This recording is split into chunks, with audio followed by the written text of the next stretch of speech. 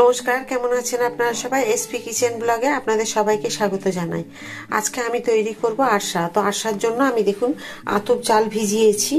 যে আতপ চালগুলোকে আমি সারা রাত ভিজিয়ে রেখেছি, খুব সুন্দর ভিজে গেছে। আর অনেকবার করে ধুয়ে তারপরে ভিজিয়েছিলাম। তো এখন চলুন এগুলো আমি জল ঝরতে দিয়ে দিই। মোটামুটি জলটা ঝরার জন্য আমাকে আধ ঘন্টা অপেক্ষা করতে হবে, যাতে না একদমই জল থাকে। আমি একটা ঝুড়ির মধ্যে দেখুন সব চালগুলো ধুয়ে এইভাবে ঝরতে দিয়ে রেখে দিয়েছি। আধ ঘন্টার জন্য এরকম রেখে দেবো। তারপরে যখন দেখবো একদম ঝুরঝুরে হয়ে গেছে, জল পুরো ঝরে শুকিয়ে গেছে, চালগুলোকে ধুয়ে জল ঝরিয়ে নিয়েছি, দেখুন একদম ঝুরঝুরে হয়ে গেছে। ঠিক এইরকম ভাবে আপনাদেরকে করে নিতে হবে। এরপর আমি দেখুন এই মিক্সি জারের মধ্যে দিয়ে দেবো, মানে একটু একটু করে, খুব বেশি না, মানে যতটুকু মিক্সিতে খুব ভালোভাবে পিষবে সেইভাবে। প্রথমে আমি সব চালের গুঁড়িগুলোকে এভাবে গুঁড়িয়ে নেব। এগুলোকে আবার আমাকে চালনি দিয়ে পুরো চেলে নিতে হবে। তো সবগুলো আগে গুঁড়িয়ে নিই। দেখুন এখানে আছে, আর এইগুলো দিয়েছি। তো আগে গুঁড়িয়ে নিই, তারপর সব চালবো। চালার পর কিরকম করছি সেটা আবার আপনাদেরকে দেখাবো। দেখুন এইভাবে চালের গুঁড়ো একটু একটু করে নিয়ে আর দেখুন এইভাবে চেলে নিতে হবে। তো এটা হচ্ছে আপনাদের এই যে মিষ্টিটি আমি দেখাবো, এটা দেখার জন্য, ভিডিওটা পুরো দেখার জন্য আপনাদেরকে অনুরোধ রইল, শেষ পর্যন্ত ভিডিওটা দেখুন। আর আগেকার দিনের যে পুরনো দিনের মিষ্টি, বাঁকুড়া পুরুলিয়াতে এই মিষ্টিগুলো তখনকার দিনে খুব প্রচলন ছিল। তো সেই মিষ্টিগুলি আপনাদের আজকে আমি তৈরি করে দেখাবো, আরসা বা গুড় পিঠা। তো খুব সুন্দরভাবে তৈরিও হয়, আর খেতেও খুব সুস্বাদু হয়। তো সাথে থাকুন, পুরো ভিডিওটা দেখুন আমি কিভাবে তৈরি করছি, যাতে প্রত্যেকটা স্টেপ আপনারা ঠিক ফলো করতে পারেন আর বাড়িতে তৈরি করে সকলকে খাওয়াতে পারেন। আমি চেলে নেওয়ার পরে এতগুলো হয়েছে, কিন্তু চালার পরে এই যেগুলো বেরিয়েছে, এগুলো তো সেই সুজির মতো অনেকগুলো বেরিয়েছে। তো আবার এগুলো একবার মিক্সিতে দিয়ে গুঁড়ো করে নেব। তাহলে আবার একবার চেলে নেওয়ার পরে দেখবো কতগুলো বেরোচ্ছে, বাকিটা রেখে দেবো। লুচির ময়দা ঠিক সেই রকম মিহি হবে। তো এরকম ভাবে মিহি করে নিতে হবে। আর এগুলোকে চেলে বের করার পরে দেখুন এইগুলো বেরিয়েছে ঠিক সুজির মতো। এই দেখুন ঠিক সুজি যেরকম হয় আমাদের ওই রকম। তো এগুলো আরো 2-4 বার গুঁড়িয়ে নিলে হয়তো আরো একটুখানি বেরোতো, কিন্তু আমি আর বের করলাম না। এই কারণে এটা দিয়ে একটা জিনিস আপনাদেরকে আমি অন্যদিন তৈরি করে দেখাবো। তো সেই জন্য এগুলোকে আমি রেখে দিলাম। তো এটাও আপনাদের ফেলতে হবে না, বা বারবার গুঁড়িয়ে আপনাদেরকে চালের গুঁড়িটা বের করতে হবে না, হয়তো মিক্সিতে আবার অনেকবার করতে হবে। তো সেই কারণে আমি এটাকে অন্য একটা জিনিস তৈরি করে দেখাবো অন্য একদিন, তখন আপনাদের বলে দেবো সেই চালের গুঁড়িগুলোর কথা। আর সুজি, চালের মানে সুজি বলবো, চালের সুজি বলেই দোকানে বিক্রি হয়। আর এখানে আমি এটা দিয়ে আমি এখন চলুন আরসা বা গুড় পিঠা যেটাই হোক আপনারা বলেন সেটা তৈরি করে নেব। আমি এখানে দেখুন গুড় বসিয়ে দিয়েছি, আর দিয়েছি আমি 500 গ্রামের চাল নিয়েছিলাম, তার এই গুঁড়িগুলো। তো সমস্ত কিছু তো গুঁড়ি সব চালের হয়নি, একটুখানি আপনাদের দেখিয়েছি যে চালের গুঁড়ো সুজির মতো বেরিয়েছে। তো ওগুলো রেখে দিয়েছি। তো ধরে নিন 400 গ্রামের চালের গুঁড়ি, আমি গুড় নিয়েছি 700 গ্রাম। তো এই গুড়টা আমি একটুখানি তুলে রাখবো, পাকটা হয়ে যাওয়ার পরে সেটা আপনাদের দেখাবো।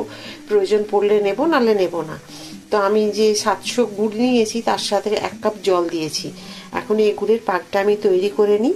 আমি এখন একটু জল দিয়ে এই বাটির মধ্যে একটু জল নিয়েছি, গুড়টা দেখে নেব যে পাকটা ঠিক হয়েছে কিনা।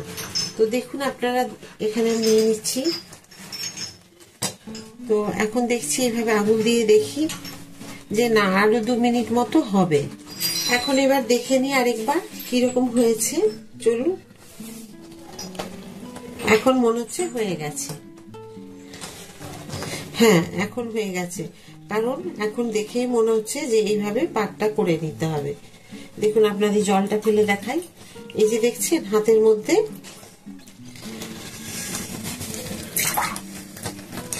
এই যে দেখুন চিটচিটে ভাবটা। গ্যাস আমি বন্ধ করে দিয়েছি দেখুন, আর কিছুটা গুড় আমি উঠিয়ে রেখেছি। এখন এবার আমি একটু একটু করে দিয়ে এই চালের গুঁড়ি দিয়ে এই পাকটা তৈরি করে নেব। একদমই ফুটন্ত অবস্থায় দেব না, তো এখানে দিয়ে দিচ্ছি, কারণ একসাথে অনেকগুলো যদি আমি গুড়ি ঢেলে দিই আর গুড় যদি পরিমাণ অনেকটা থাকে তাহলে কিন্তু পাতলা হয়ে গেলে তখন মুশকিল হবে। তো সেই জন্য আমি চালের গুঁড়িটাকে তুলে এই চালের গুঁড়ি বলছি, গুড়ের পাকটাকে একটু তুলে রেখেছি। এইভাবে দিয়ে দেব।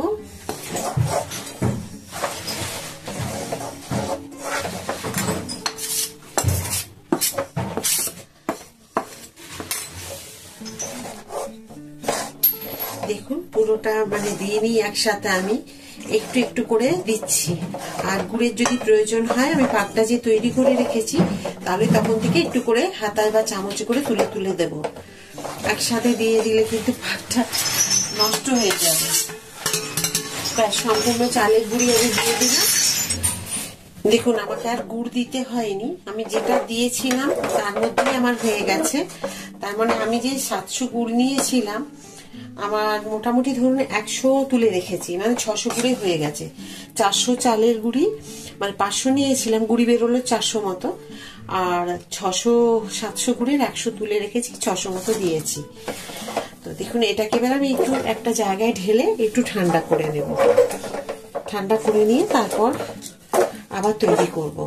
তো এটা এবার দেখুন আমি এভাবে থালায় ঠান্ডা হতে দিয়েছি, আর এখান থেকে তুলে একটু একটু করে নিয়ে লুচির মতো লেচি দেখুন কেটে রেখেছি। এই লেচিগুলো করতে কোনোভাবে কষ্ট হয় না, একদম খুব সহজভাবে একটা দেখিয়ে দিচ্ছি আপনাদের। দেখুন এইভাবে আপনাদের ইচ্ছে মতো একটা যেরকম আরসা বা গুড় পিঠা করবেন, আরসা পিঠা বা গুড় পিঠা, ঠিক এইভাবে করে একটু হাতে এরকম করে দেবেন। দেখুন খুব সহজে হয়ে যায়।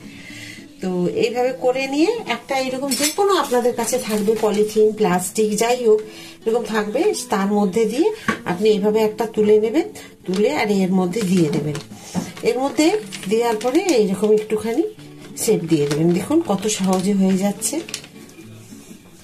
আর দেওয়ার মতো এখানে আমি তেলে দিয়ে দিচ্ছি।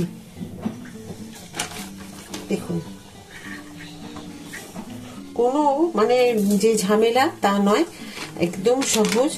এইভাবে নেবেন, যেরকম চপ করে দেখেছেন তো, ঠিক সেইভাবে। তো আমি এইভাবে ভেজে নিচ্ছি। দেখুন কি সুন্দর হচ্ছে। দেখুন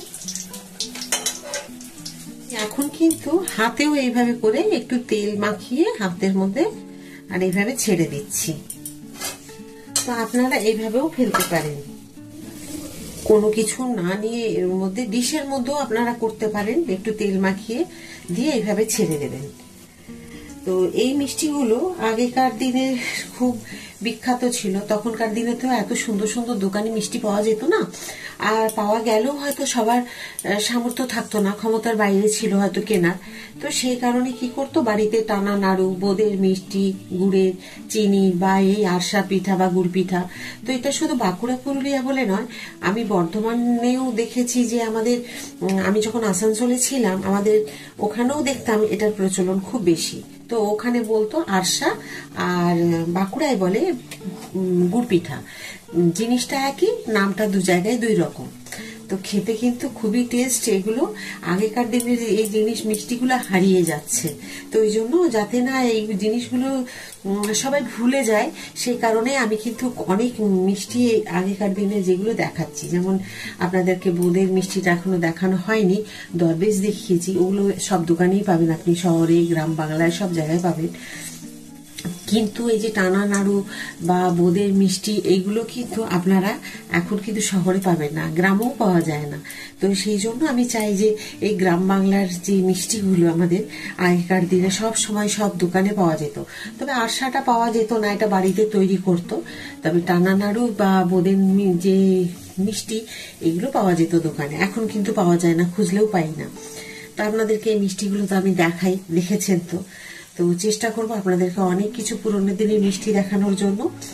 তো এই যে আরসা বা গুড় পিঠা, এটা আমরা যখন আমাদের আসানসোল মানে বার্নপুরে ছিলাম, তখন আমাদের সামনে একটা দুর্গা মন্দির ছিল, সেখানে দেখতাম সবাই ওই টানা নাড়ু, আরসা, তারপরে বোঁদের মিষ্টি, নারকেল নাড়ু, এইসব দিয়ে থালা সাজাতো। যাই হোক, এইসব মিষ্টিগুলো যাতে না হারিয়ে যায় সেই জন্য আমি আপনাদেরকে তৈরি করে দেখাচ্ছি। তো তৈরি করার ধরনটা কিন্তু সত্যি কথাই খুব সহজ, আর এইভাবে এই ধরনের তৈরি করে নিলে আপনারাও বাড়িতে এটা মোটামুটি আপনারা 15-20 দিন গরমের সময়তেও আপনারা বাড়িতে রেখে খেতে পারবেন, ফ্রিজে না রাখলেও চলবে, কেননা এটা তো পুরো ডিপ ফ্রাই হয়, তো এই জন্য। দেখুন আস্তে ধীরে ধীরে, মানে আমি কম আঁচে আছে ভাজছি। আর সাধারণত দেখবেন যে আরশাগুলো হয় একটু ন্যাত পেতে হয়, কিন্তু এগুলো আমি আপনাদের ভেঙে দেখাবো, আগে ঠান্ডা হোক। খুব সুন্দর খাস্তা, যেরকম নিমকির মতো মুচমুচে হবে খেতে। তো সেই রকম হোক, কি করে করলাম সে তো আপনারা দেখলেন। এইভাবে তৈরি করলে আপনাদেরও এইরকম ঠিক তৈরি হবে। আর আমি খুব মিডিয়াম টু লো আঁচের মধ্যে আমি এগুলোকে ভেজে নিচ্ছি, একদম হয় কখনো মিডিয়াম করছি, কখনো লো ফ্লেম করছি। তো এইভাবেই আমি সবগুলোকে ভেজে নিচ্ছি, একদম হাই ফ্লেমে দিইনি। দেখুন আস্তে আস্তে করে ভেজে নিচ্ছি, কারণ হাই ফ্লেমে দিলে কিন্তু পুড়ে যাবে। আর যেগুলো দেখছেন আপনারা ভাজাটা, তো ওগুলো কিন্তু একদমই আপনার কি বলবো, বেশ খাস্তা মুচমুচে ভাজা হয়েছে, তো সেই জন্য ওই রকম মনে হচ্ছে দেখতে। এগুলো ভাজা হয়ে গেছে দেখুন, আবার কিন্তু এতগুলোই মোটামুটি হবে। দেখুন এগুলো সব ভাজা হয়ে যাচ্ছে একটা একটা করে।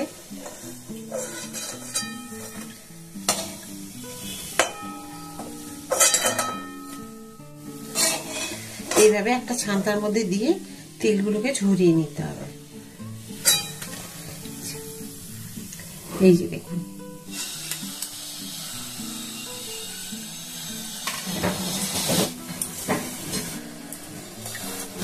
আমার দেখুন সবগুলো ভাজা হয়ে গেছে। আপনারা দেখলেন আমি আরশা বা গুড় পিঠা কিভাবে করলাম, এইভাবে আপনারাও তৈরি করে নেবেন।